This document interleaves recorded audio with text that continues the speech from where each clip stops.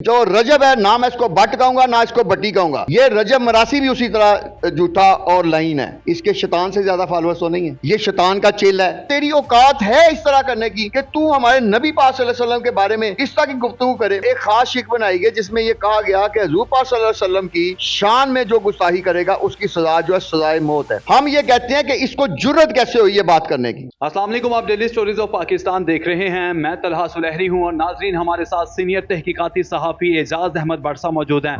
भट्ट साहब, क्या रजब भट्ट का कत्ल उसी तरह हो जाएगा जिस तरह सिद्धू मूसेवाले का दिन दहाड़े बीच सड़क में हो गया था? क्या कहेंगे आप इसके बारे में? देखें जी, इंसान जिसको अपना उस्ताद मानता है, जिसका कायल होता है, तो उसका एहतमाम भी कहते हैं कि उसी तरीके से होता है। अब सिद्धू मूसेवाला एक सिख है और उस सिख को अपना उस्ताद मानते हुए और फिर मैं तो इसकी बातें सुन के सबसे पहले तो ये है कि हम भी भट्ट कश्मीरी कौम है, तो ये तो 2 नंबर भट्ट है। ना ये भट्ट है ना ये भट्टी है। ये तो वही है कि जुलाहे जो है ना आजकल बन गया, जिस मर्जी ज़ात को लेके बैठ जाते हैं। अब्बा इसका भट्टी लिखता है, खुद ये भट्ट लिखता है और हमें भट्टों को जो है बदनाम कराता है। मैं ये असल में बताना चाहता हूँ कि हम इसकी सारी चीज़ें इसको तो हम इतना काबिले इस्तिस्ना ही समझते थे इसको कि इस बंदे पे क्या बहस करनी क्या। लेकिन अब इसने हमारे नबी पाक सल्लल्लाहु अलैहि वसल्लम की शान में जो गुस्ताखी की है ना, तो हमारे जो है ना जो सीनों में इसने खंजर घोंपा है, तो हम ये चीज़ बर्दाश्त नहीं कर सकते। देखें ये वो 295C और 295A ये कवानीन के जो शिके हैं, ये उनको इस तरह उसको अपनी ये हाईलाइट इस तरीके से कर रहा है कि जैसे ये कोई मामूली चीज़ें हैं। ये मामूली नहीं है। इसके पीछे पाकिस्तान की जो इस वक्त की 22 करोड़ आबादी है, जो जब उस वक्त जितनी आबादी थी उसके जो नुमाइंदों ने इस पे डिबेट करके एक कानून बनाया कि तमाम जो अंबिया कराम है उनकी शान में कोई भी गुस्ताखी करेगा तो उनके खिलाफ ये कार्रवाई की जाएगी। और एक खास शिक बनाई गई जिसमें यह कहा गया कि हुजूर पाक सल्लल्लाहु अलैहि वसल्लम की शान में जो गुस्ताखी करेगा उसकी सजा जो है सजाए मौत है। अब हमारे नबी पाक सल्लल्लाहु अलैहि वसल्लम पे तो हमारे बच्चे कुर्बान, हमारी बीवियां कुर्बान, हमारे माँ बाप कुर्बान, हम भी कुर्बान। तो उनकी जात पे अगर कोई बात करता है ना, तो हम कहते हैं कि ऐसे बंदे को तो ऐसी मौत देनी चाहिए कि बल्कि कि इसकी मौत को पूरी दुनिया देखे। ये मैं इसके साथ साथ ये भी करूंगा क्योंकि हम सहाफ़ी हैं, हम कोई अदालत नहीं है, हमने सजा नहीं देनी, हम कानून को अपने हाथ में नहीं पकड़ सकते। लेकिन हम ये कह सकते हैं कि अल्लाह ताला ऐसे बंदे का अंजाम ऐसा करे कि जो हमारे नबी पाक सल्लल्लाहु अलैहि वसल्लम की शान में इतने यानी उसको तंजिया अंदाज में, और तेरी औकात है इस तरह करने की कि तू हमारे नबी पाक सल्लल्लाहु अलैहि वसल्लम के बारे में इस तरह की गुफ्तगू करे।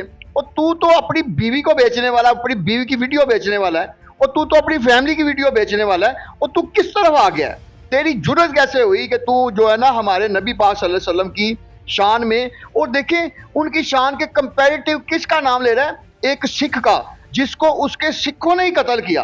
और इसलिए किया कि वो कहते हैं कि हम जो सिखों का एक मोराल होता है ना, वो उसके अगेंस्ट जा रहा था। जैसे आप देखें कि मुस्लिम एक कल्चर है, तो मुसलमानों के कुछ बच्चे जो उस कल्चर के एंटी जाके वो क्या नाम है गुलकारी में आ जाते हैं और वो बहुत मशहूर हो जाते हैं। तो उसका मतलब ये नहीं हो जाता कि उनके मशहूरी से जो इस्लाम है वो जो है ना यानी वो एक मतरूक दीन बन जाता है। इसी तरह सिखों का भी ये कहना है कि सिद्धू मूसेवाला एक अच्छा गुलकार था, एक अच्छा गवैया था, ये भी कह सकते हैं एक अच्छा मरासी था। तू उस मरासी का फॉलोअर है तो तू भी एक बड़ा मरासी है, तो तू मरासी रह, तू मरासियों वाली हरकत कर, तू चवलों वाली हरकत कर। लेकिन ये तुमने क्या काम पकड़ लिया कि शोहरत के लिए तू नबी पाक का नाम इस्तेमाल कर रहा है, और तू अपनी कहता जी कि मैंने अपनी खुशबू का नाम ये रख दिया था क्योंकि ये मेरे उस्ताद ने नाम लिया था और मेरे से भूल के ये लफ्ज बोला गया है। ये भूल के नहीं बोला जाता।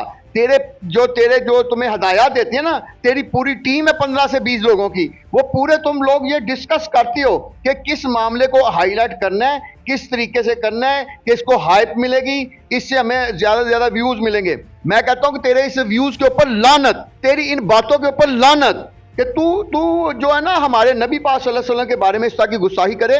मैं तो एज ए पूरे जो एक आम सा अदना सा मुसलमान होने की हैसियत से अपने नबी पाक सल्लल्लाहु अलैहि वसल्लम की शान में एक गुस्ताखी का एक वर्ड भी जो है ना हम बर्दाश्त नहीं कर सकते। इसलिए मैं तो ये कहूँगा कि इसके खिलाफ बिल्कुल दुरुस्त FIR दर्ज हुई है। और कहते हैं कि हुजूर पाक सल्लल्लाहु अलैहि वसल्लम के दौर में भी ऐसा कहा गया था कि जो ऐसे फला फला मुनाफिक हैं, उन मुनाफिकों को अगर आप खाना काबा में भी पाए ना तो वहां भी कत्ल कर दें। तो अब ये भागा भागा खाना काबा में जा रहा है और वहां जाके कह रहा है कि जी मैं माफी मांगता हूं। ये कोई तरीकाकार नहीं है कि रोज आप नबी पाक सल्लल्लाहु अलैहि वसल्लम की शान में गुस्ताखी करें और उसके अगले दिन आके कहें जी मैं माफी मांगता हूं। आप कहेंगे हाँ हाँ हाँ कि जी पहले मैंने गुस्ताखी की और इतने मिलियन मुझे व्यूज मिल गए और अब मैंने माफी मांगी फिर इतने व्यूज हैं। मैं उन व्यूअर्स को भी कहना चाहता हूं कि आप अपना ईमान जो है ना वो जाया मत करें। इस गंदे और मरासी बंदे के लिए आप अपने ईमान को, अपनी ईमान की ताकत को जाया ना करें। इसको व्यूज देने की बजाय इसका बाइकआउट करें। और ऐसे बंदे को, अब बात यह कि एक आम सा पट्टी खानदान का बंदा जिसके अब मेरे कुछ दोस्त भट्टी भी हैं, वो कहते हैं भट्ट साहब सानू क्यों बदनाम करते पे हो, जो तुझे भट्टा की जात से कढ़िया बाहर तेन पट्टियां चो ही बाहर कढ़ो। तो ये पट्टी भी नहीं है, भट्ट भी नहीं है, ये असल में मरासी है। तो इसको मरासी की औकात में ही रहना चाहिए। और ये जो इसने बात की है, इसको इसकी करार वाकई सजा मिलनी चाहिए। भट्ट साहब, लेकिन रजब भट्ट कुरान मजीद पर हाथ रख के ये बात कह रहा है कि मैंने नबी पाक सल्लल्लाहु अलैहि वसल्लम की शान में कोई गुस्ताखी नहीं की, और ये जो दफात हैं इसके बारे में भी मेरा कोई ऐसा मकसद नहीं था कि इन दफात को खत्म कर दिया जाए। तो वो बाकायदा तौर पर कुरान मजीद पर हाथ रख के ये बात कह रहा है। बात यही तो है ना कि ये कुरान पाक को मजाक बना रहे हैं, ये नबी पाक सल्लल्लाहु अलैहि वसल्लम के नाम को मजाक बना रहे हैं। या अब एक दफा पहले बात कहें, उसके बाद देखिए कितने दिनों के बाद इसने कहा है। आप उन दिनों का गैप निकाले बीच में से। जिसने माजरत करनी होती है ना, वो सुबह बात करता है ना तो शाम को वो माजरत कर लेता है कि मैं, इसने इतने दिन का गैप डाला कि वो आपको पता है ना जो यूट्यूब का लॉगरिथम जो वो इम्प्रूव करता है, तो उसने वो टाइम पीरियड पूरा किया है। उसने उतने व्यूज ले लिए, उतने लाइक्स ले लिए हैं।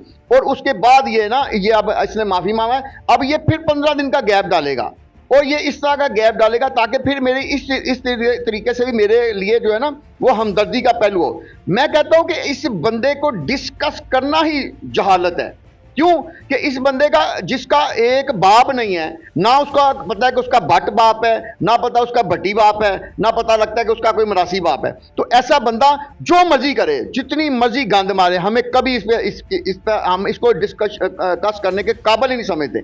लेकिन इसकी बहुत बड़ी फैन फॉलोइंग है, 6 मिलियन फॉलोअर्स हैं इसके यूट्यूब पे, 60 लाख, और बाकी सोशल मीडिया प्लेटफॉर्म से मिला लें तो लाखों के लोग हैं जो इसको डेली बुनियाद पर सुनते हैं, देखते हैं, इसको फॉलो करते हैं। तो उनके लिए क्या आपका मैसेज है? और इतना बड़ा इन्फ्लुएंसर है तो जाहिर बात है इस पर बात करना, और इसकी बात मानी रखती है ना, लोग इसको सुनते हैं, लोग इसकी बात को मानते हैं। मेरा सवाल आपसे अब ये है कि क्या इस बंदे के पीछे कोई ऐसे शैतानी खुफिया हाथ हैं जिनको प्रमोट करने के लिए, जिनके एजेंडे को प्रमोट करने के लिए ये सब कुछ कर रहा है? अच्छा, मैं आपको बताता चलूं, ये तो आपने मामूली सी बात की कि इसके इतने कितने होंगे, 10 मिलियन, 50 मिलियन, 200 मिलियन, ज्यादा से ज्यादा भी मिला लें तो 10 मिलियन सारे सोशल मीडिया हो गया।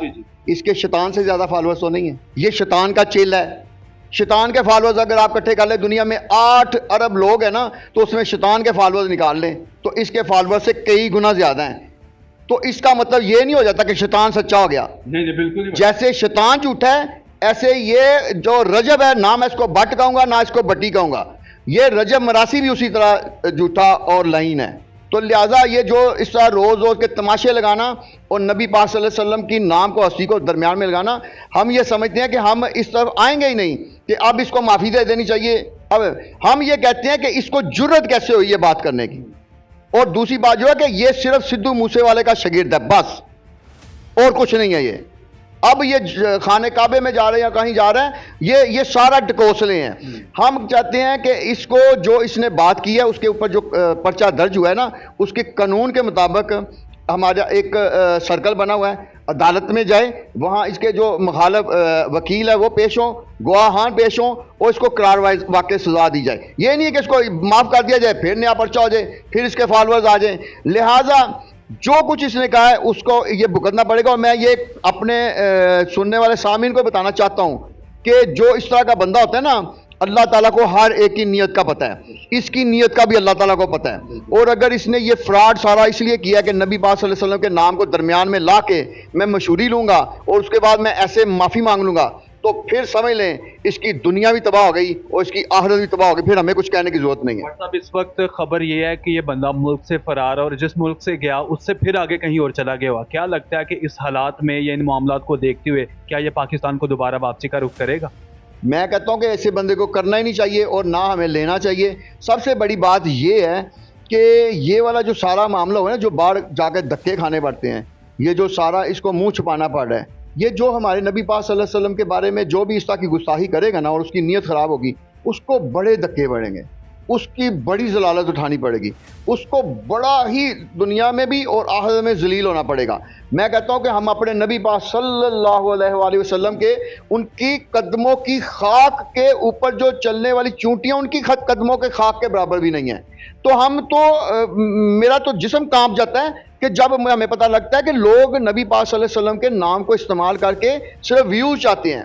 तो मैं ये कहना चाहता हूँ कि आइंदा इस तरह का एक इसको सज़ा मिलनी चाहिए कि आइंदा की एक ऐसी वो बन जाए, ये एक ऐसा सबूत बन जाए कि आइंदा आने वाली नस्लें जो है ना, उनमें कोई यूट्यूबर्स, कोई सोशल मीडिया पे कवरेज हासिल करने वाला, कोई बट और भट्टी बनने वाला, मुझे तो लगता है ये बट और भट्टी फिल्म से मुतासर हुआ है। कभी बट बन जाता है, कभी भट्टी बन जाता है उसमें, लेकिन इसने देखा नहीं था बट सफ़ेद था और भट्टी काला था, और ये पता नहीं किस किस्म का बट और पट्टी है।